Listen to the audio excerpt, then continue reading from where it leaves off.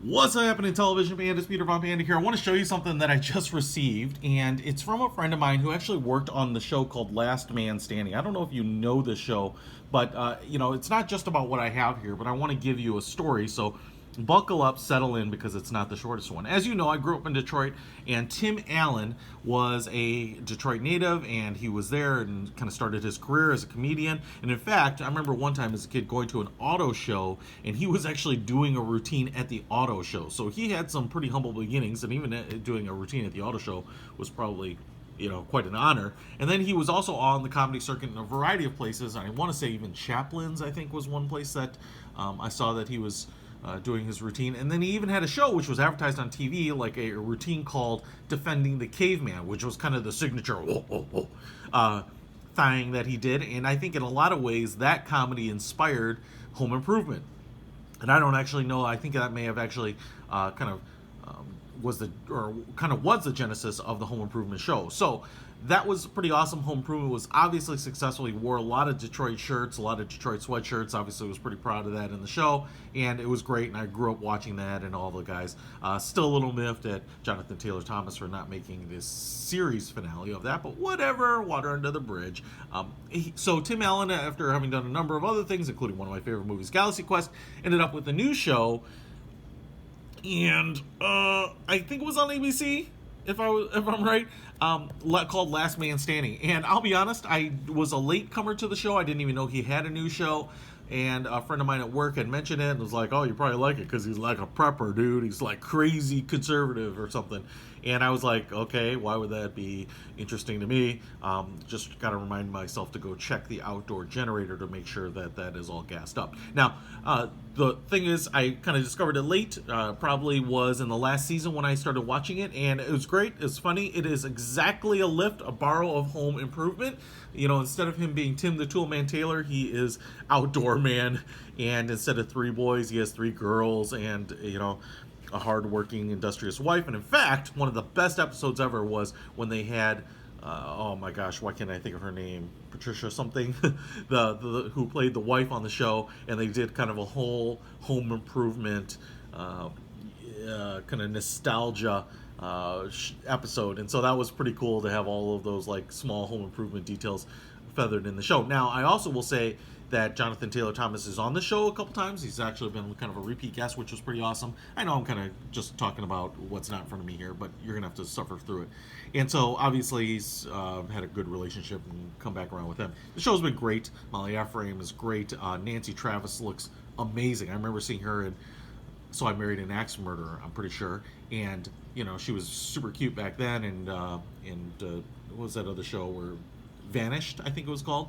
And, super cute then, but man, I haven't seen her much since then. I know she got married to a big Hollywood hotshot, but man, she looks amazing. And so that was nice to see her back, kind of making her mark and having the limelight again too. Anyway, Last Man Standing has been awesome, and then I say guys came into it the last season because it got abruptly canceled, and there was a lot of conspiracy whether it was Tim Allen and him being a conservative Hollywood had something to do with that, particularly because Last Man Standing had really good ratings. So it is what it is, but I was a big fan of the show, and there's lots of episodes I haven't seen, and so I've been kind of catching up with them on my free time. Now, what's interesting is I found out an old childhood friend of mine actually worked on Last Man Standing, and we're going to talk more about her in a later video, an upcoming video for some other reasons, because she's had some really interesting accomplishments herself. But as I was reconnecting with her and telling her how much I liked the show and finding out that she was on it, she ended up giving me and sending me this copy of the script. Obviously, the episode is called Mike Advises Mandy, and it is signed by Tim Allen. Now, she actually told me that she was going to send me a script. I didn't realize it would be autographed by Tim Allen. Maybe I knew that it was going to be autographed, but I actually just kind of thought it would be her. Anyway, so what's interesting here is that Tim Allen has kind of an interesting signature, and it really depends if he has time or not. So this is kind of his quick signature, and it's like Tim A, which is why it has kind of these double P, kind of two spinnaker sail type look. It's a very signature, it's his signature, and what you'll also notice is that a lot of signatures that he does look a lot like this. Now, sometimes he will write out Allen in full, and you'll get this, but it'll have like a little tail on the end where it says Alan. So that's pretty cool. And I was flipping through it. I kind of want to keep it in nice shape here, but I have not seen this episode.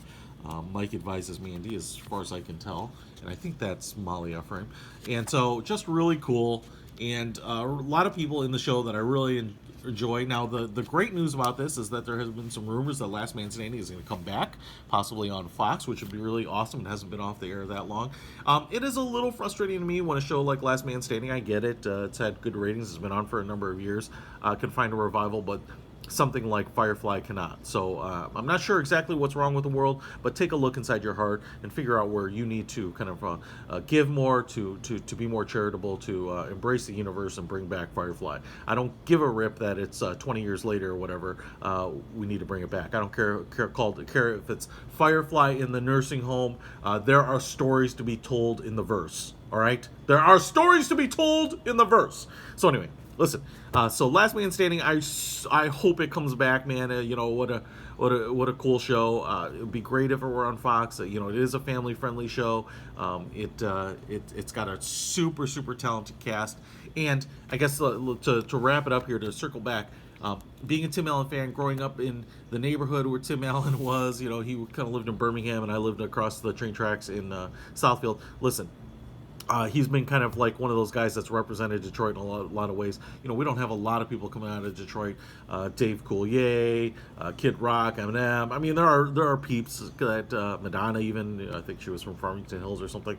But it's really cool to have someone who really celebrates it and is kind of an icon. And Tim Allen also does the voiceovers for the Michigan.org commercials, if you've ever listened to those, the ones that say like, let's take a snow day, or over 2 million miles of pristine golf courses, that kind of thing, right? So he does those voiceovers, and it's really awesome. So he obviously is a huge Michigan fan across the board.